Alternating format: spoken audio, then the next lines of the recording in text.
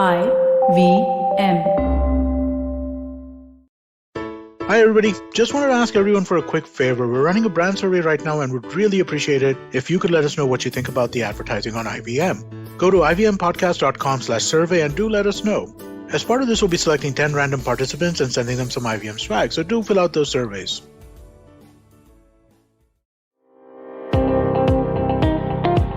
Welcome to All Things Policy, a daily podcast supported by Pragati, a flagship media initiative of the Takshashila Institution. We are a bunch of policy nerds based in Bengaluru, and we like to bring fresh perspectives to Indian affairs and an Indian perspective to global affairs. So grab a cup of coffee, sit back, and join us for today's chat.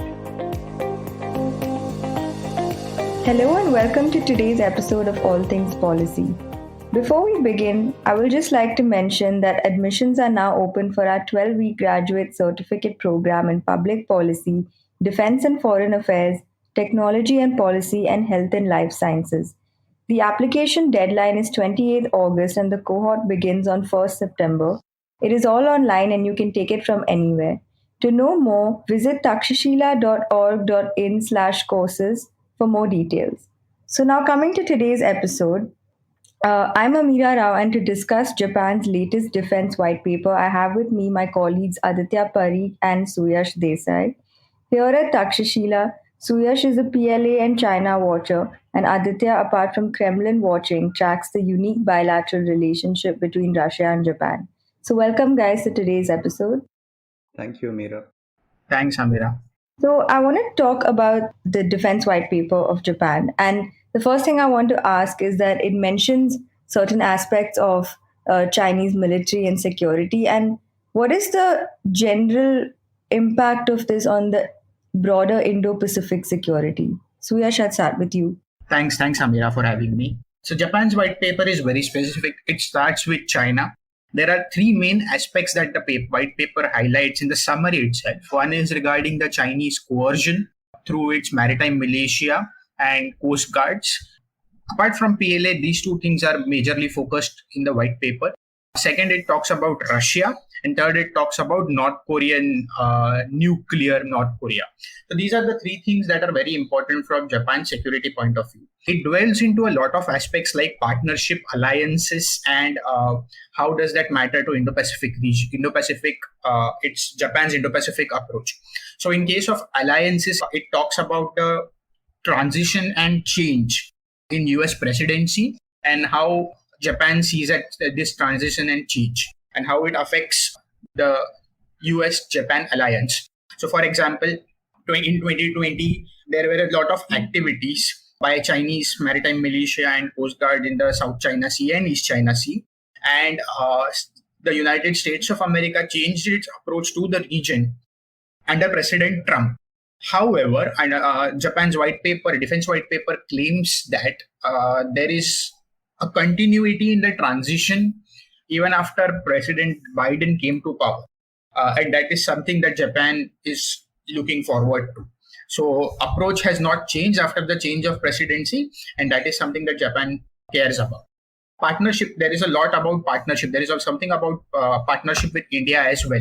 So broadly, Japanese partners are Australia, South Korea, up to an extent India, which has a major role to play in the Indo-Pacific, though more into IOR, but also in broader Indo-Pacific region.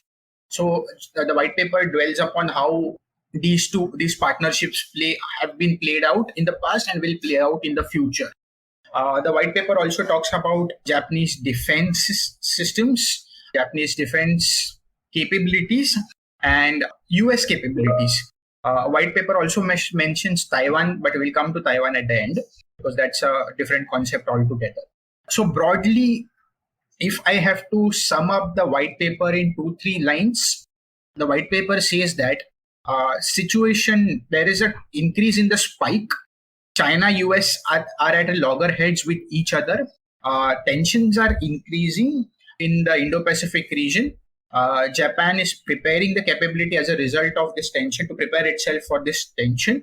And alliances and partnerships will go a long way for credible deterrence. The white paper doesn't use words like credible deterrence, but it is implied because Chinese themselves have developed a capability which cannot be balanced by any single countries. That any single country. That's why credible deterrence could only be established if there is a stronger emphasis on alliances and partnerships. If you have to sum up the white paper in one, that is something alliances and partnership in the Indo-Pacific region. That is something the white paper implicitly argues. So, apart from being a Quad partner, Japan and its strategic weight in the Indo Pacific or Asia Pacific region is a formidable force. Any strategic publication that may give us a glance into the Japanese MOD, self defense forces, and their national security priorities is important for us to discuss.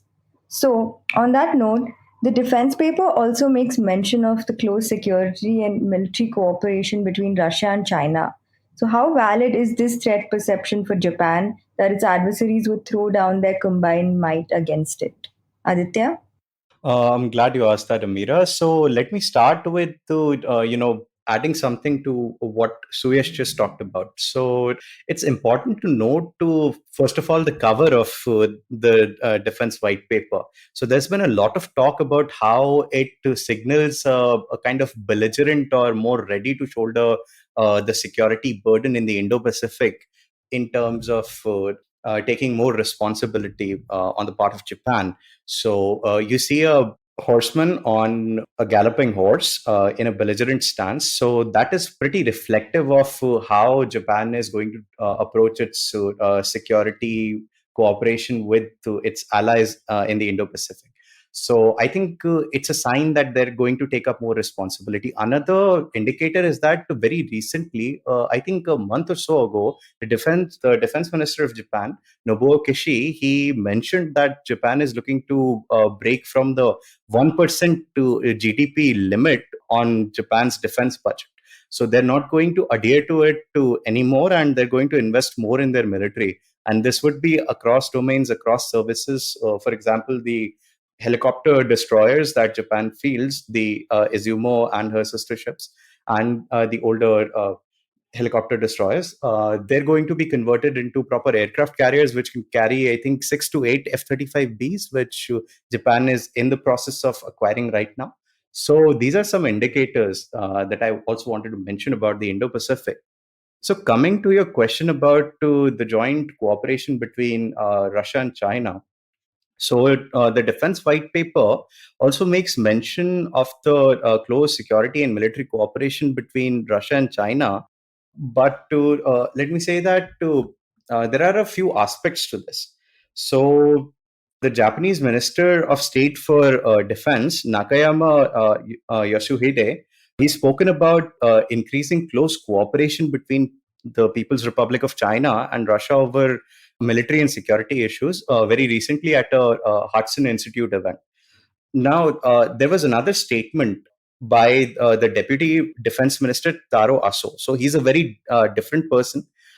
He's a Deputy Defense Minister, and this is the Minister of State for Defense. So two different individuals have made a similar statement.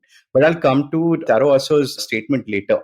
So the joint cooperation between China and Russia is seen as some sort of a threat to Japan and US both jointly, and other Indo-Pacific allies who are threatened by this cooperation, who feel threatened by this cooperation. So for the moment, this has been materialized, that we can see tangibly by the joint bomber flights between PRC's H-6 bombers and Russia's Bear bombers. They conduct joint sorties in the Sea of Japan, which, obviously, Japanese fighter aircraft to intercept, and it's chalked up as another instance where Japan sees a threat when Russia and China conflict their interests against it. So this is a nightmarish scenario for them.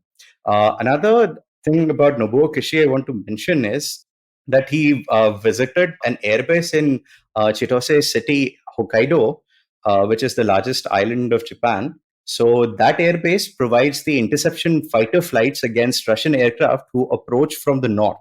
So there he gave a speech saying that Russian military activity around Japan can't be overlooked, even if China is the bigger threat. So it would be a folly to ignore Russian capabilities, and the reports in Japanese media that were carrying this statement from the speech, they gave very specific numbers. So the total fighter sorties by Japanese air self-defense forces was 725 times Japanese fighter aircraft were scrambled, 458 times in response to approaching Chinese aircraft, and 258 times in response to approaching Russian aircraft. So that's almost 36% of the sorties conducted in response to Russian activities alone. So Russia is in no uncertain terms a smaller adversary. It is just as important, in my opinion, and the numbers reflect that it is at least 36% of the total threat for the air self-defense forces. So, in aggregate, the true nightmarish scenario for Japan would be when China and Russia conflate their interests and present a joint front against Japan. So, the defense white paper mentions about the Senkaku and Kuril Islands dispute. So, now imagine how Chinese vessels are at the moment intruding into waters along the Senkakus quite regularly. So, I think about 156 days or so has been the highest numbers until now when Chinese vessels have intruded into the Senkaku's sphere.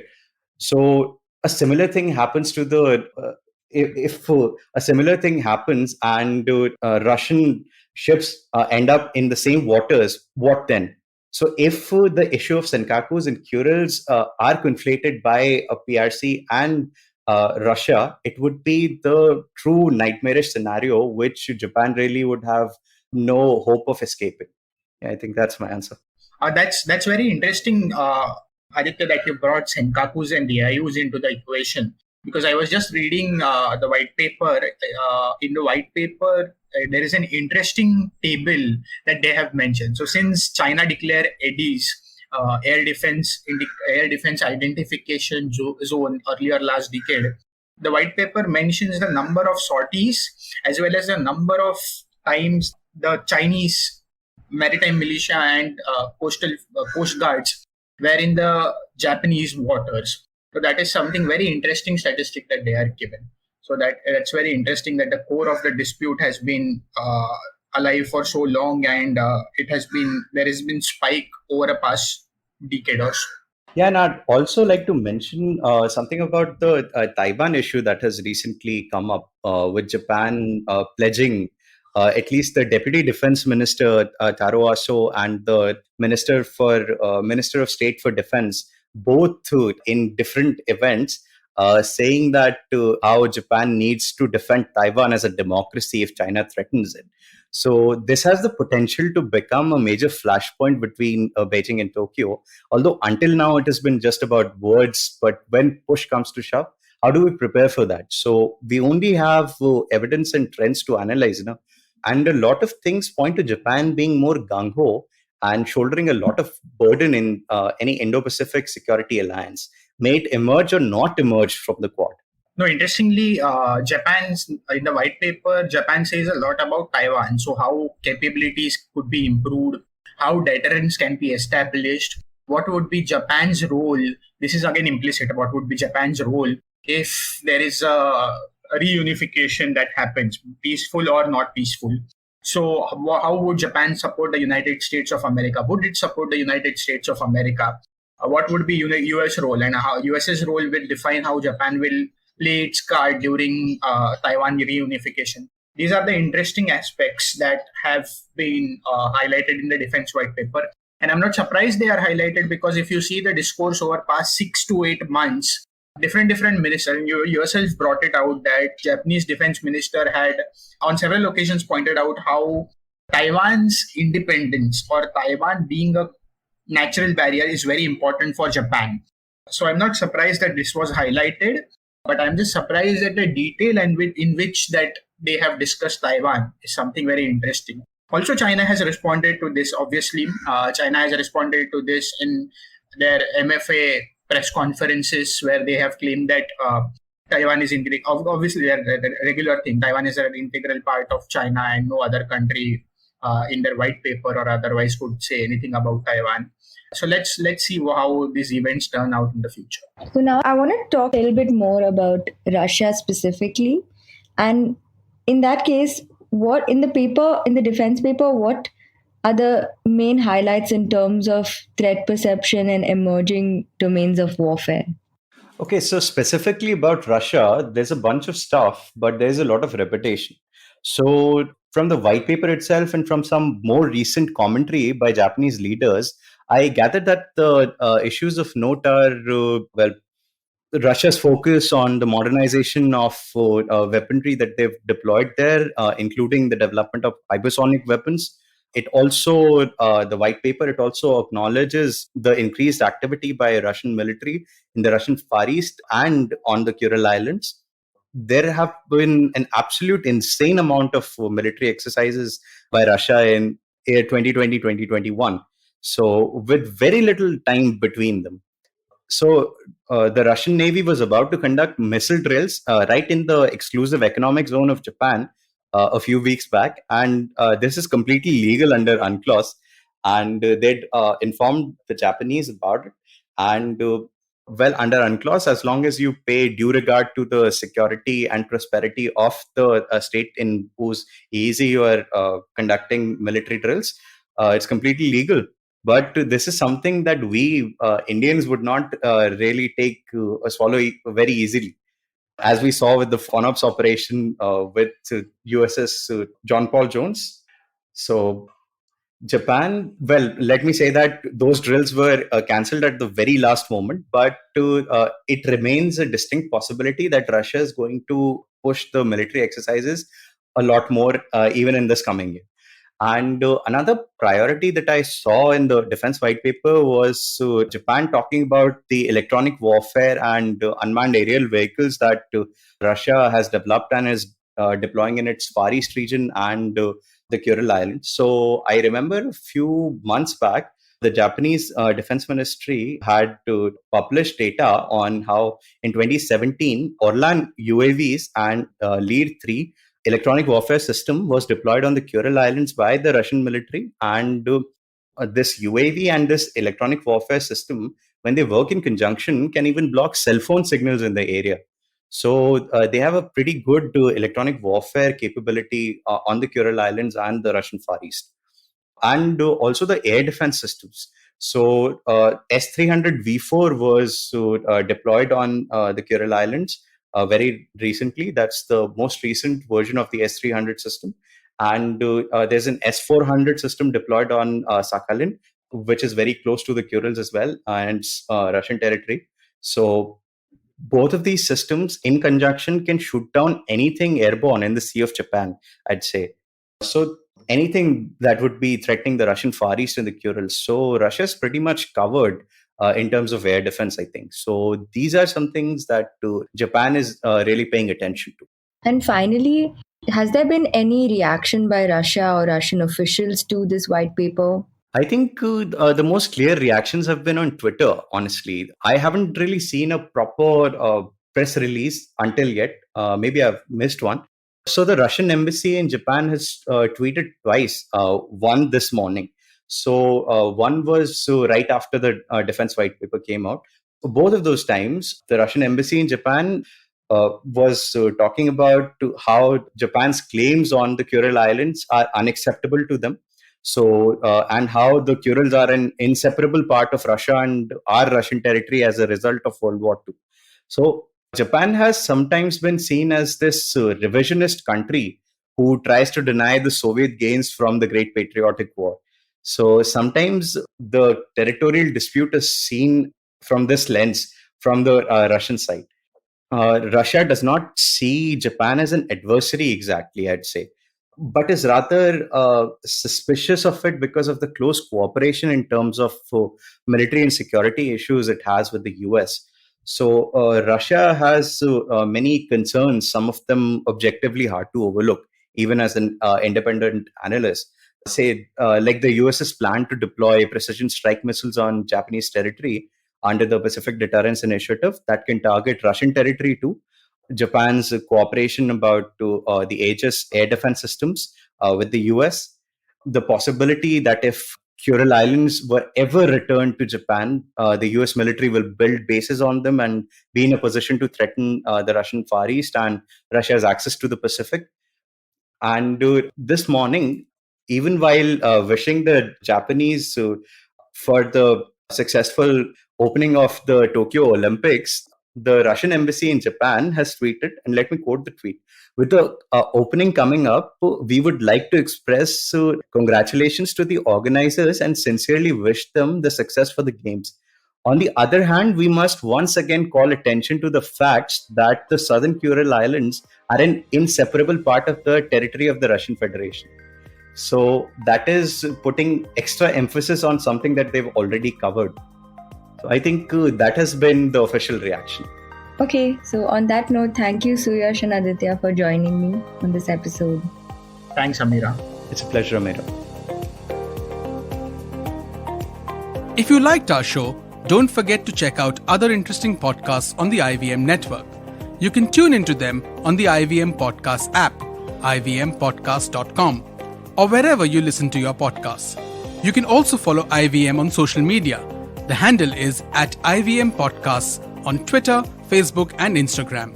And hey, if you'd like to dive into Takshashila's research on technology, strategy, and economic affairs, check us out at our Twitter handle @TakshashilaINST or our website takshashila.org.in.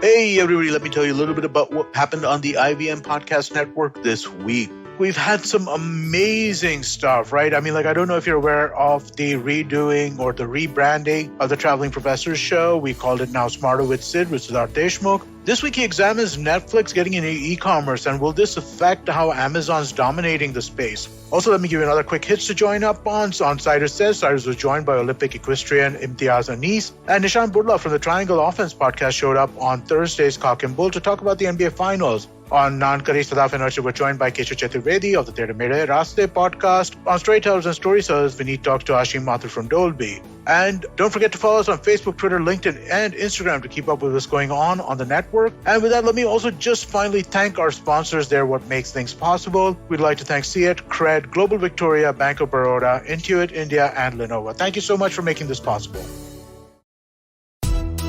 Hi, I'm Zarina Poonawala, host of the Empowering Series podcast on the IVM network. I happen to be a peak performance coach and leadership coach by profession, and I'm here to share with you productivity tools, life-altering techniques, and real-life hacks to help you achieve your maximum potential in everything you do, your relationships, professions, careers. So tune in every Monday to unleash your inner power. Be safe, be well, be empowered.